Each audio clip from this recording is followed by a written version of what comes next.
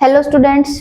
तो आज की जो हमारी वीडियो है उसका टॉपिक है थ्योरम। हम करेंगे 8.7 जो कि सीरीज हमारी चल रही है। पिछली जो 6 थ्योरम है वो आ चुकी हैं चैनल के ऊपर। अगर आपने नहीं देखी है तो वो वीडियो आप जाके देख सकते हैं।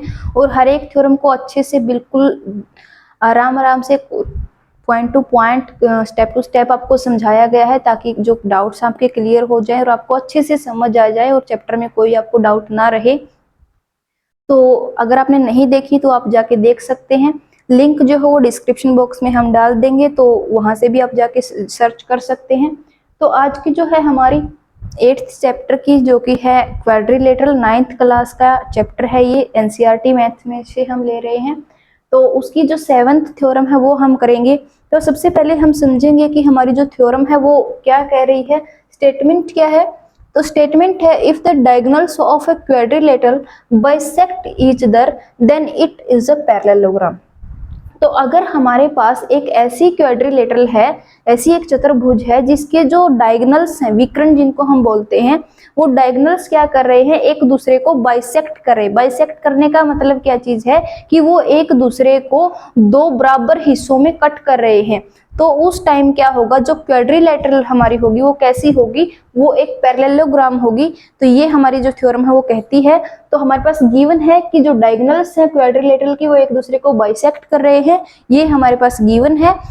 और उसके साथ तब अगर वो बाइसेक्ट कर रहे हैं तो फिर कैसी होगी, पैरेललोग्राम होगी। तो ये हमने प्रूव करनी है। तो सबसे पहले हम जो एक क्वाड्रिलेटरल है वो ले लेते हैं। तो क्वाड्रिलेटरल है हमारे पास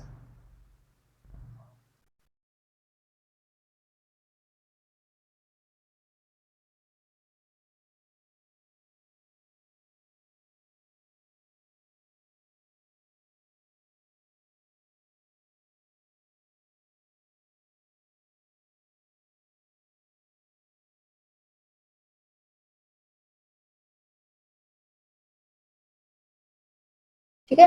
तो ये हमने एक क्वाड्रिलेटरल बना ली है, थोड़ा ठीक ठाक सा बनाने की कोशिश की है मैंने। तो यहाँ पे हमारे क्वाड्रिलेटरल है ए बी सी डी, ये मैंने इसको नाम दे दिया है कि ये ए बी सी डी है। अब इसमें क्या है, ये क्वाड्रिलेटरल है, ये हमने बना ली। अब इसमें क्या है, इसके अंदर है हमारे पास डायगोनल्स। तो डायगोनल है, एक ये वाला डायगोनल है ए सी और एक ये वाला डायगोनल है बी डी।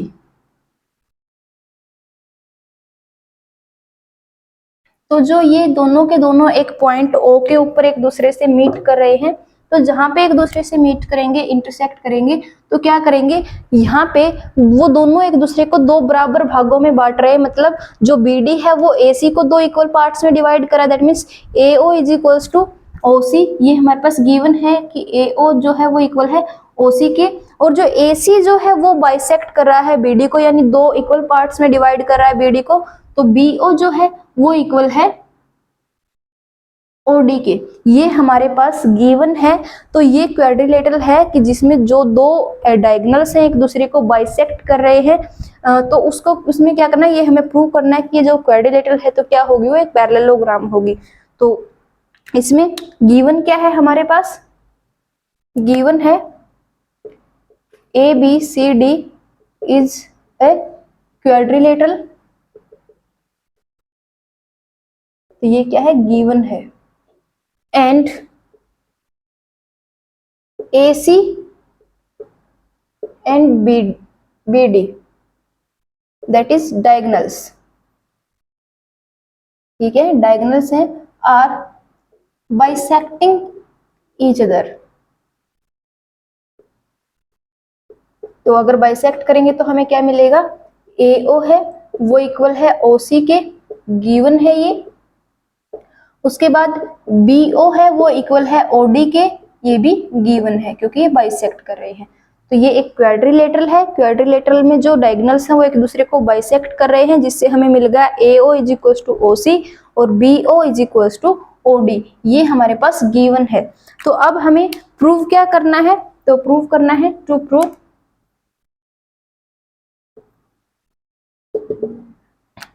तो ट्रू प्रूफ यहाँ पे देखो सिर्फ और सिर्फ मैं आपको समझा ही नहीं रही, यहाँ पे पॉइंट टू पॉइंट जो भी चीजें, जो भी स्टेप्स मैं कर रही हूँ साथ के साथ लिख रही हूँ। तो ऐसे ही अगर आप सोल्व करते हो, ऐसे ही आप पेपर में लिखते हो एग्जाम में, तो कंप्लीट जो मार्क्स वो आपको मिल जाएंगे। तो इसीलिए यहाँ पे हम जो है स्टेप टू स्टेप आपको समझा रहे हैं। तो टू प्रूव क्या करना है हमें कि ABCD जो हमारे पास एक क्वाड्रिलेटरल है वो क्या है, इज अ पैरेललोग्राम। वो कैसी क्वाड्रिलेटरल है, वो एक पैरेललोग्राम है, ये हमें प्रूव करना है। ठीक है, तो पैरेललोग्राम है तो क्या प्रूव करना है कि आमने सामने की साइड्स जो है पैरेलल है, दैट इज, तो प्रूव क्या करना है, AB is parallel to CD and AD is parallel to BC। ये हमने प्रूव करना है कि एक पैरेललोग्राम है, दैट मीन्स आमने सामने की जो साइड्स है वो क्या है, पैरेलल है, और साथ के साथ वो इक्वल भी होंगी फिर। तो यहाँ पे चलिए करते हैं अभी। तो यहाँ पे देखो जो दो डायगोनल्स हैं, तो ये क्या कर रहे हैं, ये इस क्वाड्रिलेटरल को 4 ट्राइंगल्स के अंदर डिवाइड कर रहे हैं। तो इनमें से हम 2 ट्राइंगल लेंगे, और ट्राइंगल कौन सी है, in triangles, triangle AOB and triangle COD। हमने 2 ट्राइंगल ले ली, एक ये वाली एक ये वाली। ठीक है, AOB और ट्राइंगल COD, ये ट्राइंगल्स अगर हम लेंगे तो यहाँ पे क्या है, एज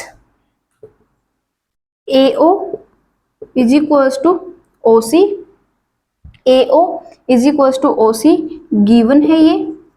उसके बाद BO is equals to OD, ये भी गिवन है। नेक्स्ट क्या करेंगे, अब जो एंगल यहाँ पे देखो, ये दोनों की दोनों जो लाइंस है वो क्रॉसिंग इंटरसेक्टिंग लाइंस हैं। तो ऐसी जब लाइंस होती है तो जो एंगल बनेंगे, ये वाला एंगल ये इसके इक्वल हो जाएगा। That means angle AOB will be equal to angle COD। क्यों, क्योंकि वर्टिकली अपोजिट एंगल है। तो angle AOB is equal to angle COD, क्योंकि वर्टिकली अपोजिट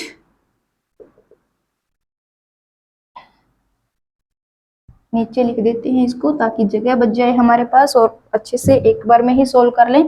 तो वर्टिकली अपोजिट एंगल्स। ठीक है, तो ये है हमारे पास। तो यहाँ पे 2 साइड्स, कोरस्पोंडिंग साइड्स जो है ट्राइंगल की, वो हमने इक्वल दिखा दी कि AO is equal to OC given है, BO is equal to OD, ये भी हमारे पास गिवन है। ये एंगल जो है AOB is equal to angle COD। तो ये 2 एंगल भी आपस में क्या हो गए, इक्वल, क्योंकि वर्टिकली अपोजिट एंगल है। 2 इंटरसेक्टिंग लाइंस जो है वो एंगल बनाती है, तो आमने सामने के कोण क्या होते हैं, इक्वल होते हैं। सॉरी, अपोजिट एंगल्स जो है इक्वल होते हैं। ठीक है, तो यहाँ पे क्या है, 2 साइड और एक एंगल हमारे पास जो है कोरस्पोंडिंग एंगल्स, कोरस्पोंडिंग पार्ट्स जो हैं वो इक्वल हो गए 2 ट्राइंगल के। तो hence by rule SAS, side angle side rule की हेल्प से क्या हो गया, जो ट्राइंगल AOB है वो कॉन्ग्रुएंट हो गई ट्राइंगल COD के। Triangle AOB is congruent to triangle COD। क्यों, क्योंकि हमने यहाँ पे 2 साइड कोरस्पोंडिंग साइड्स और एक कोरस्पोंडिंग एंगल जो है वो इक्वल दिखा दिया इन दोनों ट्राइंगल का। तो बाई SAS रूल यानी साइड एंगल साइड रूल क्या हो गया, जो ट्रायंगल AOB है वो कॉन्ग्रुएंट हो गई ट्रायंगल COD के। तो यहाँ पे दोबारा हम लिख देते हैं, तो triangle AOB is congruent to triangle COD by SAS rule. ठीक है, तो ये हो गया। तो अब हम क्या करेंगे, अब अगर ये हो गया तो बाय CPCT रूल, यानी corresponding part of corresponding triangles क्या होंगे, वो इक्वल होंगे। तो angle A will be angle equal to C। तो यहां पे हमारे पास एंगल A वाला, ये वाला जो एंगल होगा वो इक्वल होगा इस वाले एंगल के, और ये वाला जो एंगल होगा वो इक्वल हो जाएगा इस वाले एंगल के। ठीक है, क्योंकि A पॉइंट पे जो बनेगा वो A ए पॉइंट पे जो बनेगा वो सी के इक्वल और बी पॉइंट पे जो बनेगा वो डी के इक्वल और ओ वाला ओ के इक्वल। ठीक है, तो ओ वाला ओ के इक्वल है, ये तो हमने वर्टिकली अपोजिट एंगल की हेल्प से देख लिया और वही वाली कंडीशन हमने यूज भी की कॉन्ग्रुएंसी प्रूव करने के लिए। तो angle A is equal to angle C, या इसको कंप्लीट आप लिख सकते हो, that is angle B A O is equal to angle D C O. ठीक है, और एंगल, ये एंगल इसके इक्वल क्योंकि सीपीसीटी रूल लग गया। अब ये वाला एंगल उसके इक्वल यानी angle A B O is equal to angle C D O. तो बाय सीपीसीटी रूल ये क्या हो गए, इक्वल हो गए। तो अगर ये इक्वल है, अब देखो यहाँ पे जो CD है, सॉरी AC जो है वो एक इंटरसेक्टिंग लाइन है AB और CD की, और क्योंकि यहाँ पे ये दोनों के दोनों एंगल इक्वल आ रहे हैं तो एज यहाँ पे हम लिख देते हैं as AC is intersecting line between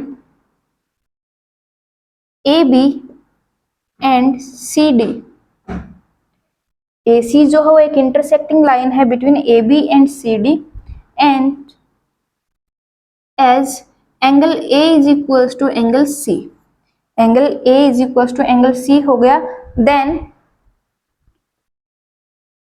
AB is parallel to CD। तो इससे क्या हो गया, हमारे पास ऐसी कंडीशन कब होती है कि दो लाइंस को इंटरसेक्ट करती हुई एक लाइन जा रही है और वो जो लाइन उन दोनों साइड के साथ जो एंगल बनाएंगे वो इक्वल हैं, तो इनको हम बोलते हैं ऑल्टरनेट इंटीरियर एंगल। और ऑल्टरनेट इंटीरियर एंगल की कंडीशन कब लग सकती है, कब ये इक्वल हो सकते हैं, ओनली एंड ओनली इफ कि अगर हमारे पास दोनों की दोनों जो लाइंस हो क्या होंगी, पैरेलल होंगी। तो ए बी यहाँ से पैरेलल आ गया CD के, again as BD is also intersecting line of AD and BC। अब यहाँ पे ये जो है, ये जो लाइन है वो क्या कर रही है, AD और BC को भी इंटरसेक्ट कर रही है। तो अगर यही वाली कंडीशन हम लगाएंगे तो सिमिलरली ये एंगल इसके इक्वल हो जाएगा और ये एंगल इसके इक्वल हो जाएगा, that means AD is parallel to BC। ठीक है, तो क्योंकि हमारे पास जो BD है वो इंटरसेक्ट कर रही है इस लाइन को, तो यहाँ पे क्या हो जाएगा, ये जो एंगल है, ये जो साइड है वो पैरेलल हो जाएगी BC के और ये पैरेलल हो गई CD के। तो यानी AB is parallel to CD और AD is parallel to BC, यही हमने प्रूव करना था, तो ये हमने प्रूव कर दिया। तो hence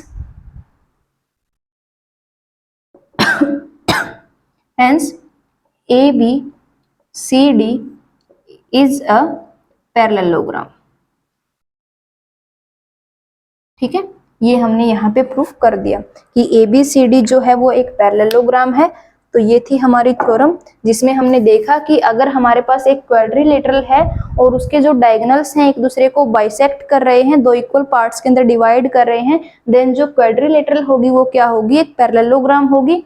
तो सिंपली किया क्या है, जो भी कुछ गिवन था वो हमने उसकी हेल्प से फिगर बना ली और जो गिवन था वो लिख लिया, और यहाँ पे दो ट्राइंगल थी वो ली और वो दोनों कॉन्ग्रुएंट प्रूव कर दी, और दोनों कॉन्ग्रुएंट प्रूव करने के बाद सीपीसीटी रूल लगा दिया, तो एंगल्स इक्वल आ गए।